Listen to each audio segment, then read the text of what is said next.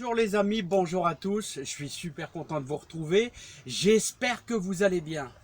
Alors aujourd'hui je voudrais répondre à une question de Janine qui me disait que tu vas mettre une serre dans la partie jardin bien sûr, et tu me disais comment moi je fais, comment je procède, qu'est-ce que je plante dans ma serre.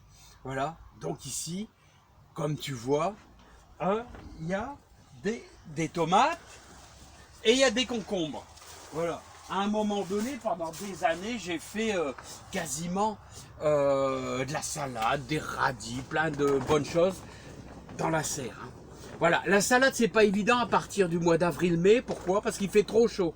Voilà. C'est l'idéal pour les tomates. Voilà. Je te conseille, bien sûr, au niveau de ta serre, à partir du mois de mai, d'ouvrir les deux portes. Et moi, je laisse ouvert toute la nuit. Voilà, et de créer beaucoup d'aération.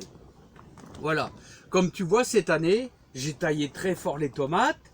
Ici, elles reprennent de la vigueur. Et comme je te dis, ici franchement, comment je les nourris? Alors comment je les ai plantées? Alors, j'ai démarré mes tomates mi-janvier. Attention, c'est pour mettre dans la serre. Je les ai mises dans la serre, on va dire vers le 10 avril. Mais est-ce que tu te rappelles, j'avais fait avec 5 palettes, une espèce de cube. Et mes 5 palettes, je les avais entourées avec des couvertures sur le côté. Comme ça, je bénéficiais de la lumière du jour tout en étant un peu protégé. La nuit, je mettais une couverture sur mes 5 palettes, sur mon cube de protection. Voilà, donc je te conseille de faire ça, mais surtout de te méfier, bien sûr, des gelées. Voilà, maintenant, comment je leur apporte à manger? Comment je les nourris?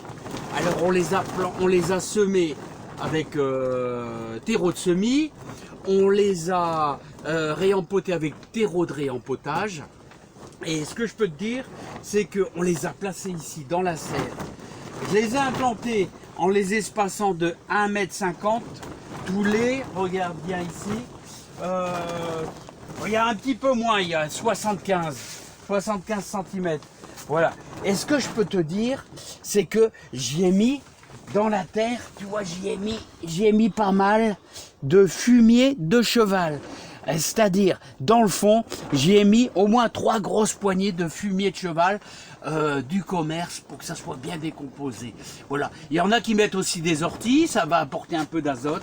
Et surtout, pour avoir de la belle tomate, eh bien, il n'y a pas de secret. Hein.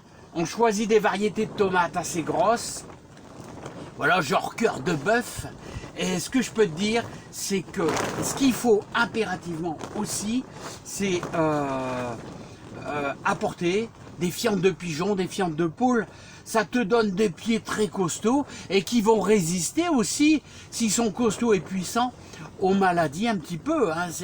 Une tomate, un pied de tomate un peu fétiche, il sera plus vulnérable aussi. Un peu comme nous, si on est bien costaud, on va résister quand même un peu. Comment éviter le mildiou? Aération, surtout aération. Et surtout, si tu as vu en juillet, j'ai taillé pas mal, hein, j'ai fait beaucoup de taillage. Voilà, alors je te conseille aérer, voilà, à partir du mois de mai très fortement, hein, de dégager les pieds au niveau du feuillage, ça je l'ai fait, mais ça repousse toujours plus ou moins, mais de bien dégager et surtout d'arroser vraiment quand il faut et pas trop quand il fait chaud et quand c'est orageux. Quand c'est orageux, se méfier, vaut mieux laisser tomber et laisser sécher la terre sèche. Voilà, hein, c'est pas grave, les amis. Et tu auras du résultat, ça je te le garantis. Alors n'oublie pas, alors qu'est-ce que je vais mettre ici? Ici, au mois de décembre, janvier, voilà, d'abord je vais débâcher et je vais faire comme les anciens. Je vais débâcher, il n'y aura plus de bâche, il va pleuvoir et tout, il va neiger dedans, enfin peut-être. Et ce que je vais mettre, c'est 2-3 brouettes de fumier de vache. Et je vais à nouveau, au mois de mai, au 15 mai, quand je vais les implanter, et je vais à nouveau mettre du fumier de, comme j'ai fait, c'est-à-dire du fumier de cheval, voilà, du commerce bien décomposé. Voilà, donc ça c'est ma base de départ. Voilà, et puis regarde, je te dis, bon ça c'est un pied vieillissant, mais regarde un peu, est-ce que ça donne? Regarde un peu. Hein. Alors c'est normal quand tu as des feuilles comme ça, c'est des feuilles qui sont vieillissantes, c'est pas grave du tout. Hein. Regarde ça, oh, comment elle est magnifique. Hein, c'est une tomate qui doit faire au moins 300 grammes. Hein. Vraiment, vraiment, elle est belle. Hein. Ouais, alors là, bon, bah, tu vas me dire, c'est des variétés qui sont relativement grosses, hein, c'est certain. Hein.